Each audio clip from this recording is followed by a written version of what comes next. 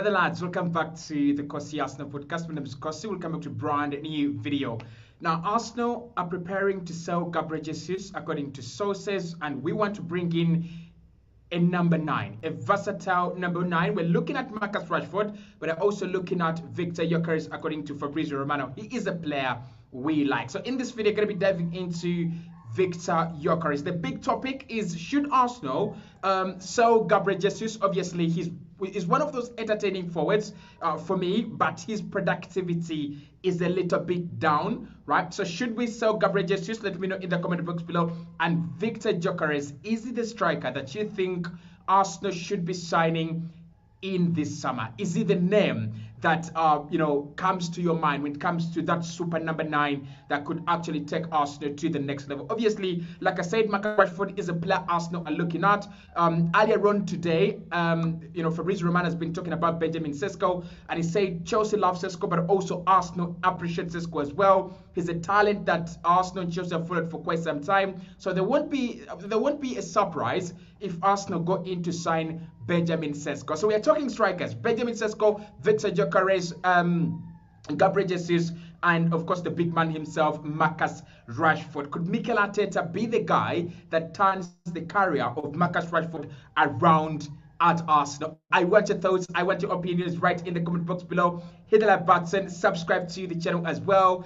I'm happy to get your opinions as well on the chat. So if you want to say anything right in the chat, I'm more than open to get to you. Kenneth says, yes, of course, they can sign Viktor GYOKERES. Dowda says, true, Arsenal need a very good striker. One says, please, Arsenal need a striker like GYOKERES.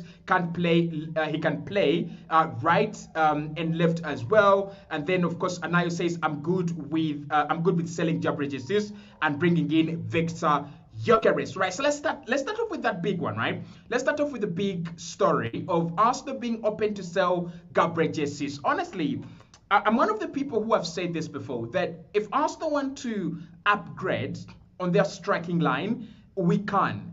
Gabriel Jesus is upgradable. Gabriel Martinelli is upgradable. Leandro Trossard is upgradable. And I don't mean that these are not good players. I don't mean that these are not quality players. In my opinion, they're actually very good players. But the truth is, you can upgrade on them. So if you went out there and signed a Viktor GYOKERES, that would be better than Gabriel Jesus. If you went out there and signed maybe a Hurricane, that would be better than Gabriel Jesus. Even if you just talked about players like Victor Osimhen, he would score more goals than Gabriel Jesus. And I think that's something that Mikel Arteta and Edu have got to, I think, work on and think about now. Do you replace Gabriel Jesus? You signed him not more than 2 years ago, right? And it's been such, for me, the expectations were very high. He has not been a disappointment, but I don't think he has, delivered to the level we thought he would deliver. Now, there's no question about raising the standards. Alexander Zinchenko and Gabriel Jesus raised the standards at Arsenal. There were some of the players that came in and the bar was raised very high at Arsenal.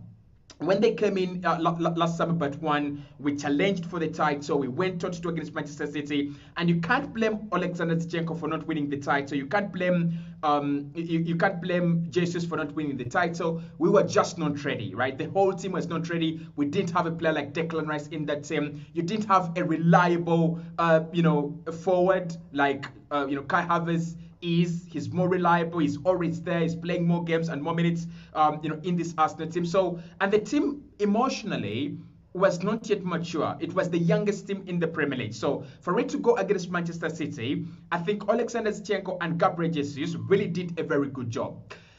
But the question remains, has Gabriel Jesus been a success at Arsenal? Has he hit the levels you would love your striker to hit? Has he got to the levels of your maybe a replacement of Van Persie, maybe an Adebayo? I don't think he has got to those levels. I think he's a mediocre striker who is very good at doing everything else apart from scoring goals. And what we need is a reliable goal source. For me, Gabriel Jesus, that is his problem. That is the only problem I have with him. He doesn't have that clinical finishing, technique of a player like Harry Kane, of a player like maybe Viktor GYOKERES, right? Arsenal create chances. Last season we created chances. This season we create chances as well. But you can't trust him to take them. You can't trust a player like Gabriel Jesus to take those chances. And then, of all those problems, then you have a big problem of injuries, which has actually started at Arsenal. Now, during his World Cup spell, in the World Cup of Qatar, I think that was 2022, he picked up that nasty injury in the knee, and that has actually disturbed him for a very long time. I think Mikel Arteta talked about it recently, and he said, you know, he's been playing with a lot of pain, right? It's been a long time ever since Gabriel has played without feeling any kind of pain. So the injuries and the fact that he's no longer reliable, no longer durable, and then the fact that he's not clinical, for me, they don't put him in a very good position, especially with this Arsenal fan base, especially with me, who is obsessed with my striker scoring goals. I love a striker who scores goals. I love a striker who can, give me 15 minimum and maybe 40 maximum in a campaign. Obviously, those don't really come by, a lot of the time. But I would love my striker to be between 20 to 35 goals in a campaign, and I think Erling Haaland can do that every single campaign. And I think Viktor GYOKERES, if he gets the real service that he deserves, he can actually do that every single campaign as well. And that is something that I would really, really love to see what happens if Arsenal get in at number 9. So selling Jesus, I'm not really 100% convinced about it, but I'm not 100% against it as well. I think if Arsenal want to sell, we can sell, and we can do better than Gabriel Jesus.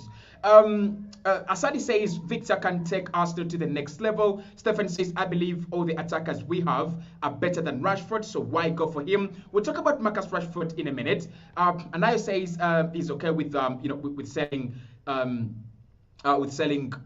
Gabriel Jesus. So with Jesus, I think he's got to make way, right? That's the truth. He's got to make way. He's one of the highest earners at Arsenal at the moment. And should we bring in a new striker with Kai Havertz already occupying that front line, I don't think there is a future for Gabriel Jesus at Arsenal. I don't think he's going to stay there, wait for Leandro Trossard and Martinelli and Saka. Presumably, if Arsenal sign a striker, a winger as well, so you have a striker coming in, you have a new winger coming in. I just don't see Gabriel Jesus play as many games as he wants to play. I don't see him be as important as he would love to be. So I see him go to a club like Juventus. I would see him go to a club like I think Juve would be a very good club, but I won't be surprised if a club like Barca come in to sign him, or a club like, I'm not really sure where he could go, right? I'm not really sure where he could go. I'm not really sure which other clubs really are interested, but I wouldn't be surprised to see him go to a Juventus. I wouldn't be surprised to see him go to go to Spain. He's kind of that kind of striker that can thrive in Spain. Loves to be on the ball a lot of the time. He doesn't have to be in the penalty area for all that time. So I still think, honestly, Gabriel Jesus' career at Arsenal could be coming to an end. I'm not really frustrated with him. I won't be desperate to get him out. I don't think he's one of those players that you're desperate to get them out. He's not a nuisance. Like I would be desperate to get Eddie Nketiah out. I'd be desperate to get Mohamed El Neni out. I'd be desperate to get Cedric Soares out. I'm not desperate to get Gabriel Jesus out. I think he's still an important player for Arsenal. He still has got some part and some role to play in this Arsenal team. I just think that the team is developing very quickly and is being left behind. That's what I think with Gabriel Jesus. So among the targets that Arsenal are looking at is Viktor GYOKERES, and the key reason as to why I put out this video, and why I put it out live, because Viktor GYOKERES seems like a player you guys love a lot. He's a clinical finisher. He's 25, is in that age bracket where, you know, it's he either delivers or he busts, right? And again, I think what Arsenal fans really like about him is him being clinical. That is something that we don't have in this Arsenal team. Even with Saka, by the way, Saka has involved himself in around 31 goals and assists this campaign. But Saka, I'm sorry to say this, Saka is nowhere near clinical. Havertz is miles away from being clinical. When you look at the Chelsea game, he scored a brace, but how many chances did he miss? When you look at you know, the Aston Villa game, how many chances did he miss? So I think what Arsenal fans are desperate for, and what I want to see at this club, is a hungry, clinical finisher. I want to see Arsenal do what I want to see Arsenal do what Bayern Munich did with Harry Kane. You go out there and you sign a lethal number 9, right? That guy that can win you a game 1-0 in the 90 minutes, in the 90th minute. That guy that can win you a game like Haaland did against Nottingham Forest for Man City. He absolutely got the ball from Kevin De Bruyne, sat a defender down, I think it was Murillo, and found the far corner. 2-0, job done, Manchester City are safe, points taken home. I want that kind of striker. I want that kind of number 9. So is Viktor GYOKERES that number 9? Is Viktor GYOKERES the striker that can lead this Arsenal team to glory? Where do we start? Let's start off with the clinical part, right? He is clinical. Very, very clinical. Like, listen, yes, he's playing in the Portuguese league, and it is not a very serious league. It's not a league that anyone would be really afraid of or intrigued, you know, about. But it has produced some, you know, quality talent, right? It has really produced some quality talent. Di Maria comes from the Portuguese league. Ramadel Falcao as well came from the Portuguese league. You have the likes of Fabio Vieira as well coming from the Portuguese league. Bruno Fernandes, Darwin Núñez, who is not clinical at all, by the way, but is still a great footballer and a very, very good footballer. So the Portuguese league, despite the fact that it has its own downsides and weaknesses, it also has got its, you know, positives. The likes of Ruben Dias have come from the Portuguese league. So I think it's a league with talent, and this for me again is just another player with a lot of potential, a lot of talent coming through from Portugal. So Sporting Lisbon are lucky to have him. That's the honest thing. They're really, really good at scouting. They brought him in last summer, I think, for less than 40 million euros. Right now, they could be selling him for in excess of 80 million. We're going to talk about the price tag.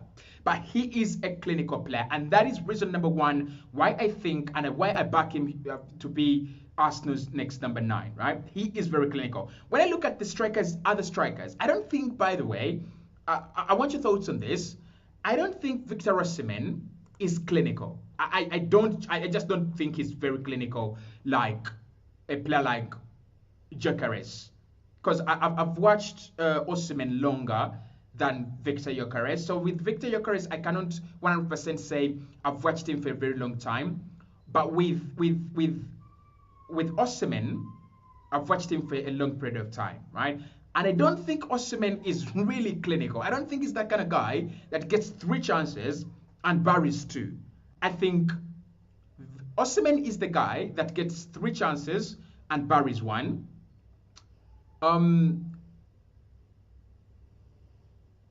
Gyökeres is the striker that gets 3 chances and will bury 2. I think he is going to be in that category. He is goal hungry and he loves to score goals. That is one thing I love about him. He loves to score goals and he knows where the goal is. Yusuf says, leave Gabriel for the Champions League experience. Gabriel, you cannot afford that really. You cannot have one player just there on big wages just for the Champions League. Not really. Ellie says, hi, Kosi, Jesus is good, but injuries, are taking him down. Issa says, he is a great player. Asadi says, Victor can take Arsenal to the next level. Right. I'm watching the Bayern game alongside this live stream, so it's kind of a very enjoyable experience, me chatting to you and then watching this game, and then we talk about the striker situation as well. So the Gyökeres, clinical. That is one thing you want in the number 9, because this season, I'll tell you this, If we had a clinical striker, we don't lose the game at the Villa Park. Apart from that one goal that Villa scored at the Villa Park, I think it was around November, December, Arsenal had a lot of opportunities to win that game. Arsenal had a lot of chances to win that game. Kai Havertz, Edin Ketia coming on, Martin Odegaard as well. If we had a clinical finisher in that game, we buried the chances. All we had to do was to bury 2 chances, right? Villa are not good defensively. Villa have lost to Man United on both occasions in the Premier League this season. And on both occasions, Manchester United have come from behind to beat Aston Villa. Villa have conceded twice in the second half to draw 2-2 with Chelsea. A Chelsea side that Arsenal absolutely pumped 5 goals. So that shows you that there have been elements of a lack of a clinical finisher, a lack of a clinical player in the final third. And I know Mikel Arteta's strategy is to go out there and get goals for everyone. He wants as many players to contribute to goals as they can. He wants to have, Saka on 15, Martinelli on 15, Odegaard on 15, and probably Trossard on 15 as well. He wants goals to be coming from every part of the pitch. And that's very good because it means you don't kill your whole plan because of one player, right? It means that even if your striker doesn't score, you can still win games. But look at Manchester City this campaign. They have 20 goals in Erling Haaland, and they are still technically leading the Premier League table. They're still scoring goals. Josko Kivari is scoring goals. Kevin De Bruyne is scoring goals. Phil Foden is one of the top scorers this campaign. I don't think bringing in a striker necessarily means not getting goals from other parts of the pitch. I think getting in a striker means getting a reliable goal scorer. I think that is how I look at it. Getting a reliable goal scorer. The clubs like Real Madrid that don't have a fixated number 9 or a fixed number 9 this season, and they've done well. But then you look at Robert Lewandowski's hat-trick yesterday against Valencia, and you're like, maybe you need a number 9, right? You're like, maybe you need a number 9 because Valencia are winning that game 2-1, and Robert Lewandowski scores 2 headed goals, right? And then he scores 2. He also scores a free kick as well. Now the free kick is not a striker goal, but when you look at the other 2 goals, they are a typical number 9 goals, and we need a guy that buries the typical number 9 chances. Those chances in the in the 6-yard box, right? Those chances those chances going across goal. Saka whips it in, Martinelli whips it in, and someone is there to pounce on it at the back post. We need that guy, and Viktor GYOKERES, being that clinical, I think he can be that guy. Now, the style of play is something that makes Viktor GYOKERES stand out as compared to Oli Watkins, who is an Arsenal target, as compared to Benjamin Sesko, as compared to all these other players as well. His work rate is unbelievable. He's one of those players that, the way you see Kai Havertz, he will press, relentlessly. His off the ball work is absolutely excellent. His movement is very, very good as well. And I'm not really sure what Mikel Arteta's plan is. Either to drop Kai Havertz back in midfield, and get a striker to start, or maybe bring in someone who sits on the bench as Kai Havertz starts. I'm not really sure. But for me, Viktor GYOKERES fits into how Arsenal play. When you look at what Gabriel Jesus gives you, and maybe why we signed him, because he's such a hard-working player. He's one of those players that really, really are hard-working. If there is anything we can accuse Gabriel Jesus of, being lazy is not one of them. Like, he has never been lazy. He is not lazy, and he will never be lazy. We can never categorize Gabriel Jesus as a lazy player. Viktor GYOKERES is that kind of guy. He runs a lot, he presses a lot, and he will spin you. He will run off your shoulder. He will do all the number 9 work, right? He will do all that crazy work, and at the end of the day, he will give you the goals. At the end of the day, he will still score the goals. So for me, if Arsenal want to set up the way we set up, with a more clinical number 9, Viktor GYOKERES is the guy. I kind of feel like he is the player that can give a start. He is so, fit to play in our system. He's very, very, adapt to play in our system. He is the guy. But of course, I still want to get your thoughts in the comment box below. What do you think about Viktor GYOKERES? Henry says, thanks for the show. Bringing Watkins to Arsenal would be my dream come true. I was so happy when we were linked with him when he was still in the championship. Stanley says Gyökeres fits to play along Odegaard. Olivia says, yes, Kosi, it's a good sign. It's good to sign a striker, but in my opinion, what if Arteta first sign a defender and a midfielder? Okay. Anayo says Osimhen is brilliant, but the wages and the fee for Arsenal to bring him to the Emirates are very, very much. I don't think financially Arsenal are going to be restricted, if we want a player. We have seen it with Declan Rice. Financially, it is not something that's going to limit us. We will spend 60 million and above, we'll spend 80 million and above, and we'll spend 100 million and above. We have spent over 105 million on one player, on a player from West Ham, on a player who had never played on a big European night. And the Conference League winners, I'm sorry, that is not a big big European competition. So I don't think financially Arsenal, are in the same place where we were 5 years ago, 6 years ago. I think we're much different. I think we are in a much better place. You look at this Arsenal side. Number one, we spend money very wisely, and that means that the team is not making a lot of losses. Secondly, you look at the club's most earners and high earners. They deserve it, right? Maybe Kai Havertz has not yet given us a reason to earn maybe 300,000 a week, being the most paid player at Arsenal. But maybe he will get there. Maybe he will provide that kind of proof. But at the moment, I think if Arsenal wanted to bring in a player earning 300,000, we can afford him. If we wanted to bring in a player at 80 million or 90 million or 100 million, we can actually do the deal as long as Mikel Arteta wants him and as long as Edu actually wants him.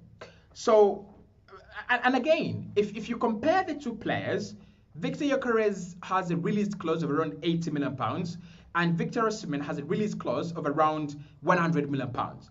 I don't think Osimhen is going to go for 100 million pounds. I really don't think so. I think there will be negotiations. I can see a Victor Osimhen deal done at 85 million pounds. Come on, the valuation has gone down. If it was last summer, Osimhen, yeah, maybe 85. But I think it's going to go between 80 to 85 this summer. I don't think it's going to be anything more than that. I'm super positive. I'm very, very positive. So, Gyökeres, let's talk about the price. Let's talk about the price and let's talk about whether we should invest a lot of money in a guy that has played one single season in the Portuguese league and he has scored multiple goals, 40 goals and 16 assists in all competition for them this campaign. That is disgusting. That is unreal. Like really, really unreal. So, release clause 80 million. Now, Sporting Lisbon know that clubs are going to be interested. That is it's a no-brainer. Chelsea will be there, Man United will come in, maybe Bayern will come in, maybe I don't know, Man United maybe. I don't think Man City will be there. I don't think Madrid will be there, but I won't be surprised to see a PSG or an FC Barcelona also coming in. And of course, the likes of West Ham, because again, he's still at that level, right? I don't think he's already at the level where he's a guaranteed Real Madrid, Barcelona, Bayern striker. He's not yet there. He's still at that level where Newcastle will be sniffing around him if they lose Alexander Isak. He's still at that level where West Ham will want him. He's still at that level where maybe, let's say, Tottenham will want him. And I think Tottenham, we need to keep our eyes open on Tottenham, really, really, really. And maybe Liverpool, especially with the arrival of Anslot, because I don't think Anslot is going to use Darwin Núñez. So they might need a new striker, and Liverpool could pounce on Viktor GYOKERES. So £80 million. Is it worth it? I mean, 40 goals. How much do you pay for 40 goals on this market? £80 million and above. So yeah, he is worth it. But my scare with him, and this is something that Arsenal have not really done for a long time. You know, in around 3 seasons, we have not gone by a player's form. We have gone with a player's real quality. So you look at Odegaard. Odegaard's best years had been in 2015. And Arsenal had used data to look at this guy from 2015, and they decided 3 years ago, this is the guy that has to come in, not James Maddison. And what he has done in terms of leading, in terms of delivering, goals and assists, in terms of, the way we play, remarkable. Absolutely, absolutely remarkable. So with Viktor GYOKERES, that's the question. Are Arsenal going to sign him even after 1 season? Okay, 2 seasons at the top, because he had 1 good season in the Championship and then another good season in the Portuguese Premier League. But is that enough? Is that enough evidence for us to go, yeah, he's the guy. He's the guy. Just pay up 80 million, he's the guy. I'm not really sure. I'm not really sure. But if Mikel Arteta uses his data and Edu uses his data as well, and they decide he is the guy, we want to sign him, no problem, right? No problem. But it's a risky deal. I mean, we've got to be open and we've got to be honest. It's a risky deal. You know, it's investing in a young striker who has not been, who's not played at the topmost level for at least 2 years. It's a risky deal. It's the same as signing Lewis Openda, Benjamin Sesko, Sahu Girassi. They're all good strikers. They're all having a very good campaign and a very good season. But I'm not really sure that they have proven enough, right? It's very different from signing a player like a Hurricane. I'm just going to keep saying Hurricane because Hurricane, he's done it at the topmost level. Like he's really, really done it at the topmost level for years and years and years, right? It's something with Erling Haaland. He comes from Austria and then he's got to prove himself. Then he does it at Borussia Dortmund and he comes at Manchester City. He's a proven machine and he actually does it. So with Gyökeres, that's my concern. And I don't think Sporting are going to reduce their asking price. Listen, everyone wants him. So many clubs, so many strikers want, so many clubs want him. So many clubs want a good striker at the moment, and they are not fools. They're not fools, Sporting. They will try to sign him. They will try to, they'll try to get as much as they can, right? They'll try to get as much as they can from his sale. Now, Marcus Rashford is another player that is in the picture, and we're going to talk about Marcus Rashford, right? Because I was asked whether I was asked why we were thinking about Marcus Rashford. So I want us to talk about Marcus Rashford, right? Just for a second. So Marcus Rashford is one of the players that have been linked with Arsenal. I think this is the 3rd year straight that he's been linked with Arsenal. Wherever he's in bad form, he's linked with Arsenal. Now the latest news around Marcus Rashford is that Manchester United will be willing to keep him and support him through the bad patch of form. That is according to David Ornstein.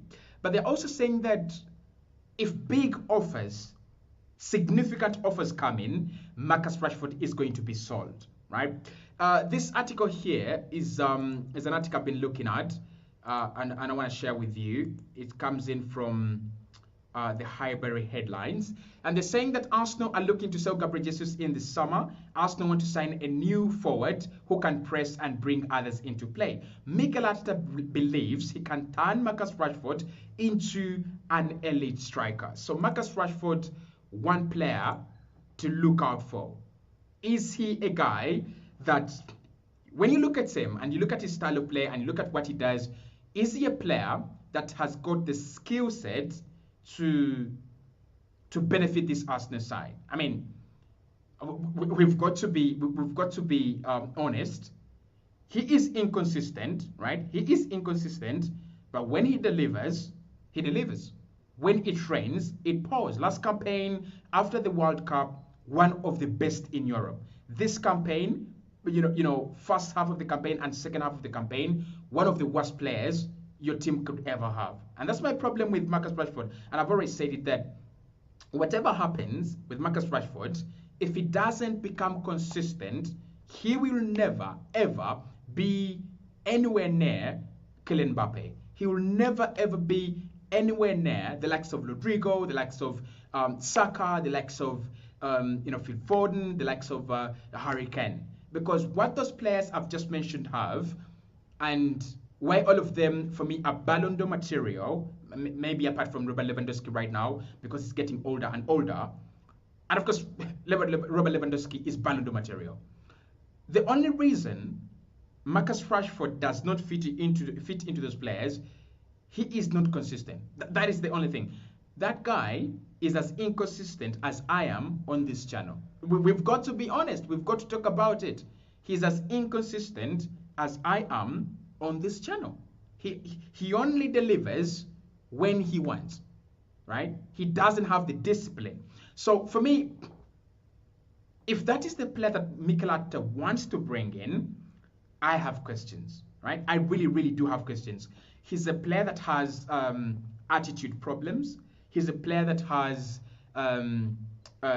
problems with, dealing with, a rough time, especially, when he's going through a tough period of time. He's that kind of guy that really, really can't go through it. So, off the pitch, I have problems with Marcus Rashford. But when it comes to him delivering, pace in behind, right, beating players, scoring goals, there is a question to be had. There is a conversation to be had about Marcus Rashford, right? Now, is he better than Gabriel Martinelli? I don't think he is better than Gabriel Martinelli. I think Gabriel Martinelli can successfully take on 3 players and beat them 5 times out of 10. I think Marcus Rashford cannot beat 3 players even 1 time out of 10. I don't think he can, right? So for me, if we're going to go out there to find a player who is either going to play on the flanks or replace Gabriel Jesus, he's got to be much better than Gabriel Jesus, much better than Gabriel Jesus, right? One thing I can think about Marcus Rashford is he ain't that clinical. No, he ain't that clinical. So when I compare him with Gabriel Jesus in terms of being clinical, is it the kind of guy that can supersede Jesus in terms of being clinical, scoring goals and what? I'm not really sure he's that kind of guy. I'm not really sure. So with Marcus Rashford, I have my questions. I really, really do have my questions. Patrick says, I like the way you analyze football and the knowledge you have in football, especially on Arsenal. Thank you so much, Patrick. Anu says, good evening, Kosi. Good evening, my boy. How are you doing? Hope you're doing well. Said says, you are an inconsistent joke, man. I tell you, man. I tell you, man. I just said it. I am an inconsistent joke. And let's talk about it. Yeah, let's talk about it. Anu, obviously, trying to do better. Dalton says, Kosi, I prefer Alexander Isak up top, Liao on the wing, and Martin Zubimendi as our signings. Says neither are better than Trossard, who bangs. No point in beating a player if he can't bang. That's Sayid. Says you good, my brother. Yeah, I'm good. Shodrick says, Kosis, I don't think Rashford is the solution. Well, we have a problem, guys, right? We have a problem, and this is the problem. Mikel Arteta has not given us a reason to doubt him. Mikel Arteta has not given us a reason to doubt his judgment, and that is the problem. When you have a gaffer like Mikel Arteta, he's got almost every single decision right? That's the problem. He's brought in Kai Havertz, criticized for Kai Havertz, and that was the right decision, at least for now. If Arsenal win the Premier League, if Manchester City slip up, and Arsenal win the Premier League with Kai Havertz being one of the top scorers at the club, it's a win for Mikel. Odegaard was signed at the expense of Arsenal signing James Maddison, and I was pissed about it. And you were pissed about it, because James Maddison is a clear, clinical number 10, a guy that really specializes at creating chances, and we had the evidence at Leicester. And Mikel said, no, I'm going to go with Martin Odegaard because the data supports it. My data analysts support it. Mikel Arteta was right about Odegaard. He was right about Ben White.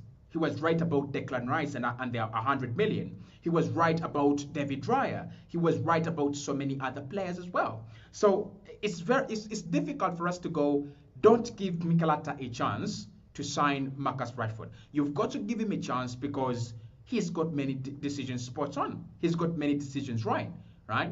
And unlike me, he has been consistent in terms of what he believes in.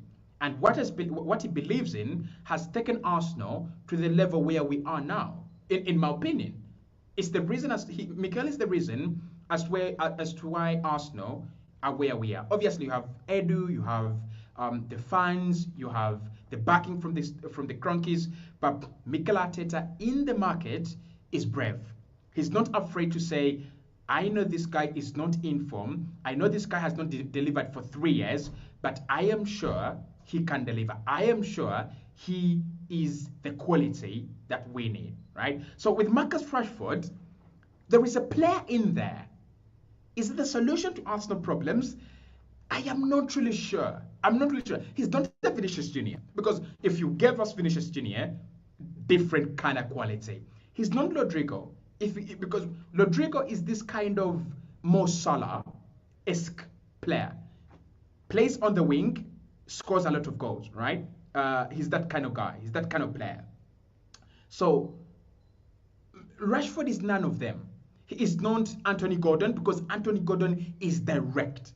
He is direct. He'll run at you. He will change pace. He will terrorize you. He will threaten you. He's not afraid of anyone. That is not Marcus Rashford still.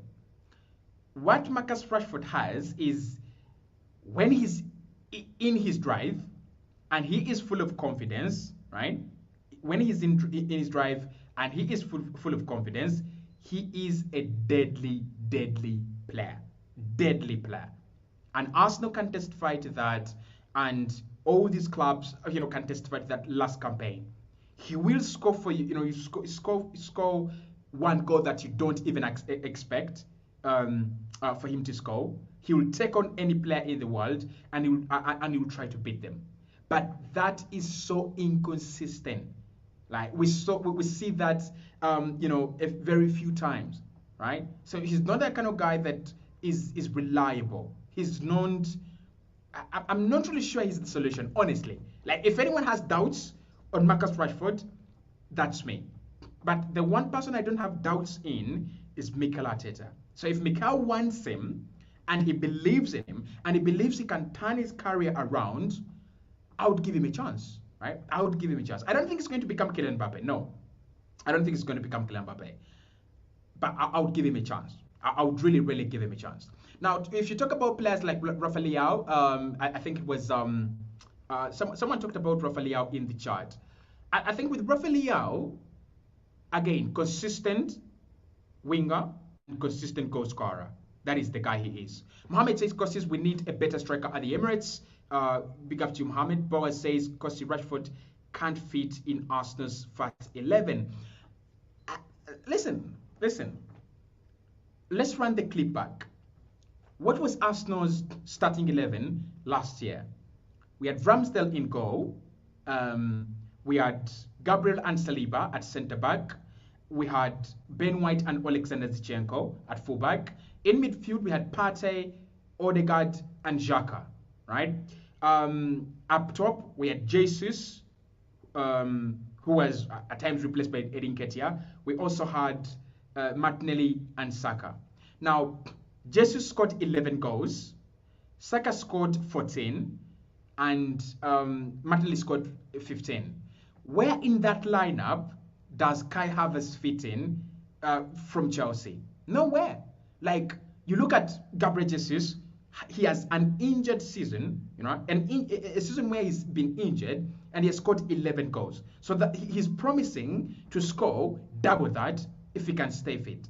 You had a Saka who had scored 14, and he was looking like he was going to even blow that out of the water next season. You had a Gabriel Martinelli who had scored 15, and an Odegaard who had scored 15, and a Xhaka who had scored, I think, Xhaka had scored 7 and assisted 7 times, and then a Thomas Partey who is irreplaceable.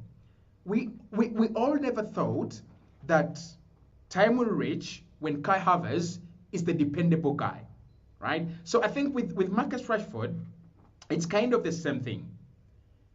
You look at him and you compare him to Gabriel Martinelli, and you compare him to Trossard, and you compare him to Saka, and you're like, he doesn't play anywhere. There is no way you can play him in any game, right? His work ethic is not as good as that of Martinelli or Saka, because Saka tracks back very much and Martinelli tracks back very much. His clinical rate is not as good as Martinelli's still when Martinelli is in his stride. So we're like, where does he play? But changes are made.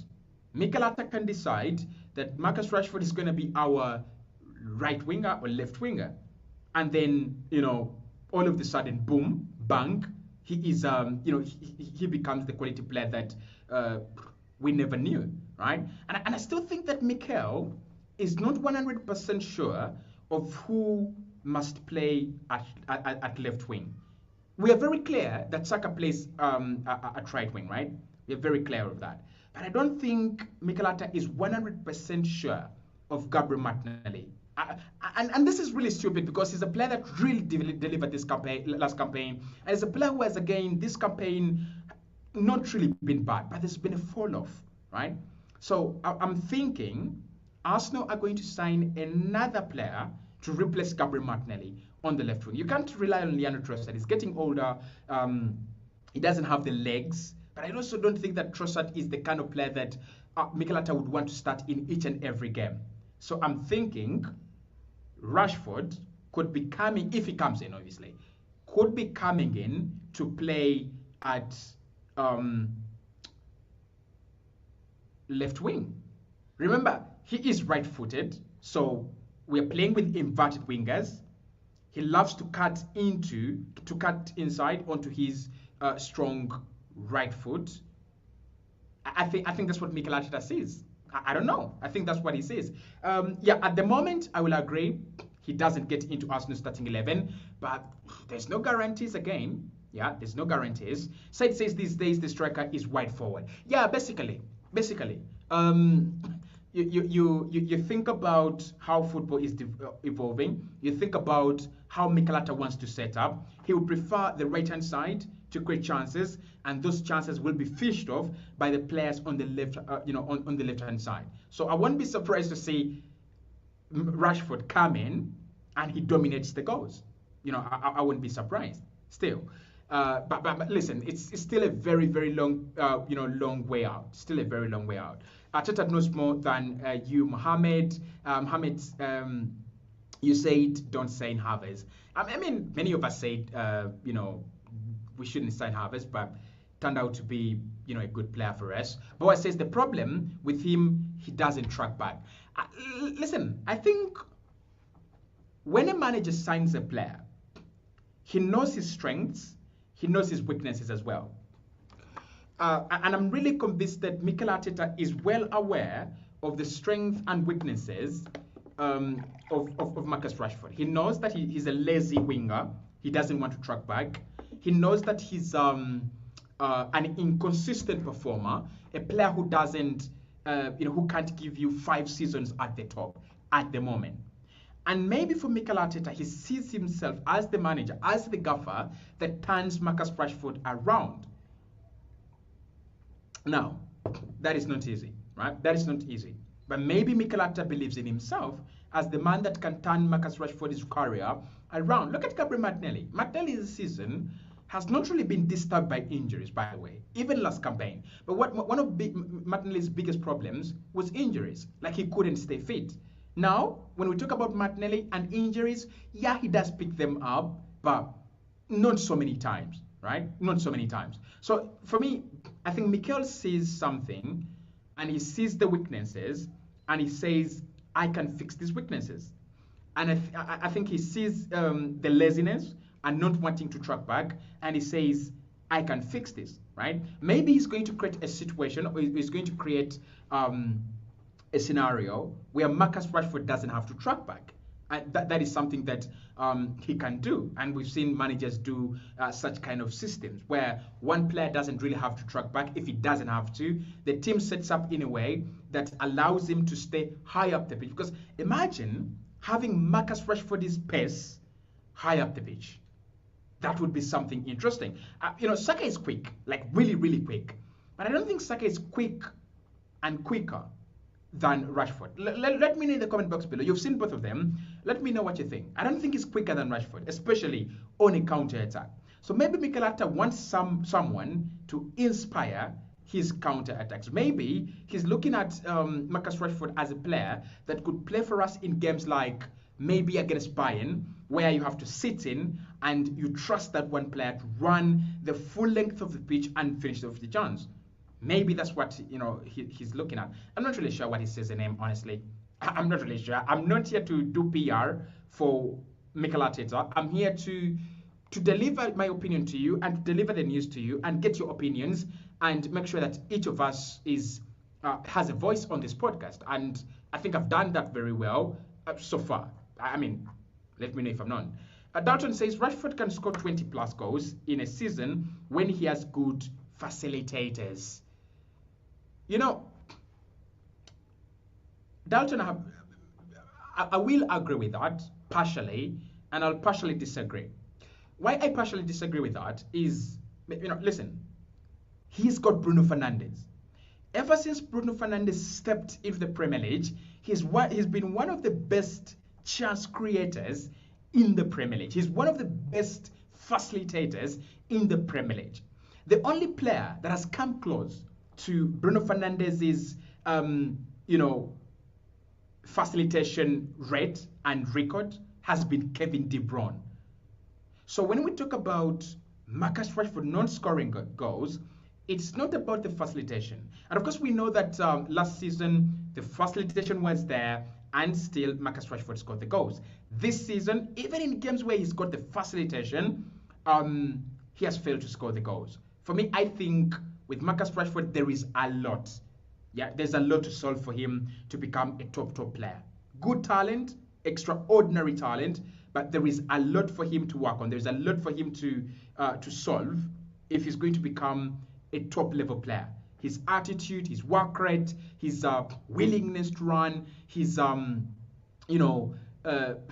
way he takes care of himself and his career, all that has to come into account. He's the guy that loses a game and goes to a party and drinks maybe a lot, or stays out late night while the team lost the game, and the next morning he doesn't show up to training, or he shows up late in training. That is not on facilitation. You cannot treat your career like that, and then you think you are just going to all of a sudden you're going to be successful. I don't think it works like that. I really don't think so, right? I really don't think so. I think he's got to work on some aspects of the pitch, and those aspects that include discipline are hindering his career as a player. And if he comes to Arsenal and is willing to adjust things like that, he can be an impeccable player. That's the truth.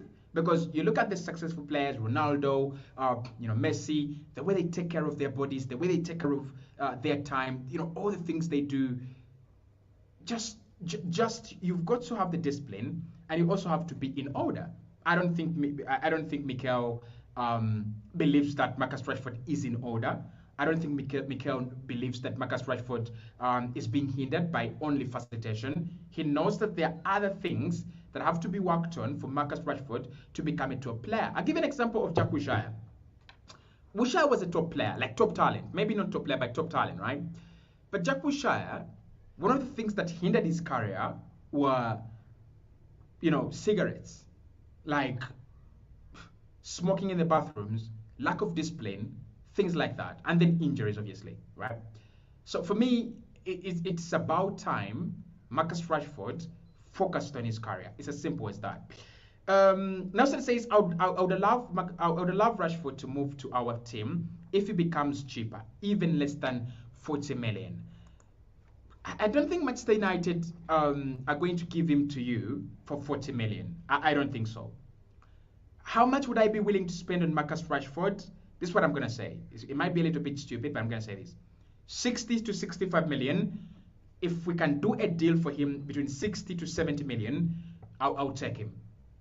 I would take him. Because for 60 to 65 million or 60 to 70 million, out there, you might not get a player of his quality. You look at Rafa Leao. How much are you going to spend on Rafa Leao? 100 plus. Rodrigo at Madrid, I would say Rodrigo 80, 90 plus. Honestly, 80, 90 plus. And then, of course, the likes of Pedro Neto, who are good as well, are not as consistent, especially in terms of, staying away from injuries and doing all those, kind of very good things. So Rashford, 60 to 70, yeah, I'll take him, right? Provided Mikel Arteta believes he can change his career and turn his career around, provided Mikel believes in it. It should be a Mikel Arteta decision. It shouldn't be anyone else's decision. It should be a Mikel Arteta decision.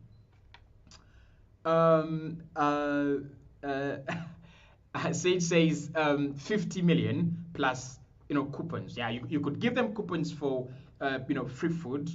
That would work. Sage says how much for, Abdul Fatawa. I'm not really sure about his valuation. Currently. I would say still 60 to 70, around there. I don't think Arsenal are going to spend a lot of money, huge amounts of money on a winger. I don't think. I don't think so. Said says Messi doesn't train hard. Yeah. Obviously, the interviews that are coming out show that he's not one of the players that really trained hard, but he took care of his body excellently.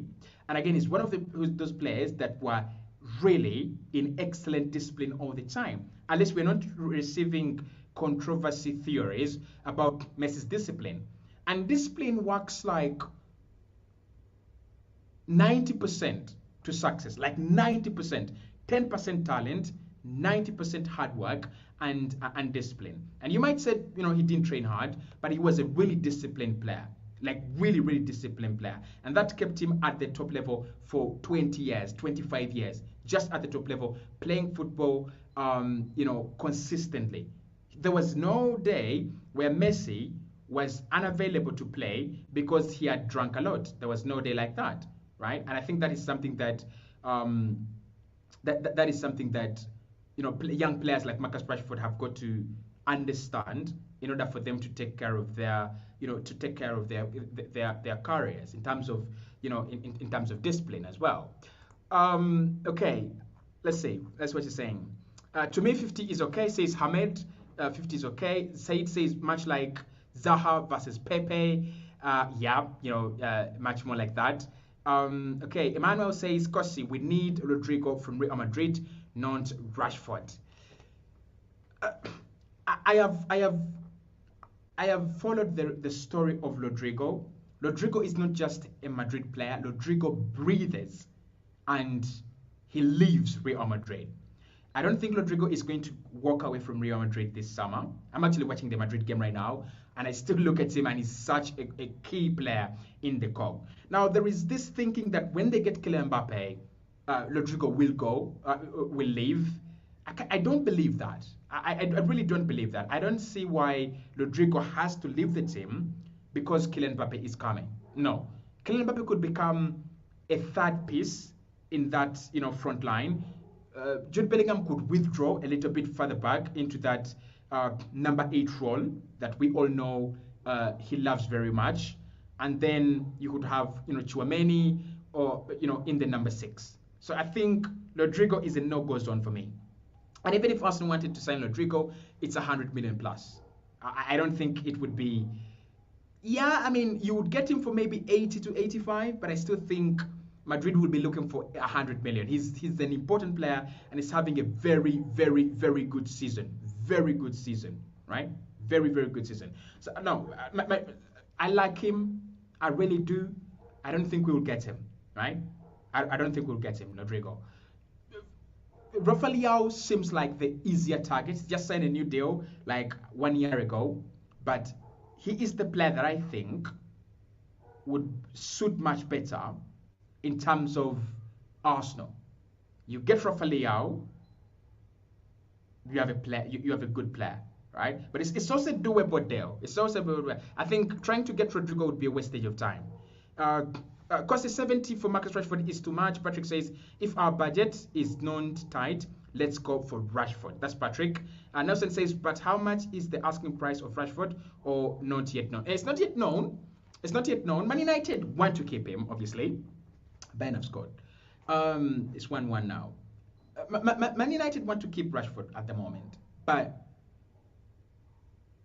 they're saying if significant offers come in. So I'm not really sure what they mean by if significant offers come in. I'm not really sure what they mean by that. Does that mean that at £65 million they'll sell? What they consider as significant offers, as top offers, right? Do they consider 70 million as top? Do they consider 80 million? Do they consider it's going to be about negotiation, and it's going to be about how much Arsenal are willing to spend on a winger and also on that deal. Thank you so much, guys. You've been a very great audience. I love chatting to you, and obviously we're gonna be doing this much of the time. Hit the like button, subscribe to the channel as well, and I'll speak to you right in the next one. Have a very good evening. I'll just continue this Madrid and Bayern game, and of course we'll have the conversations about the Arsenal striker situation, the transfer summer, the title, continuing right on the channel.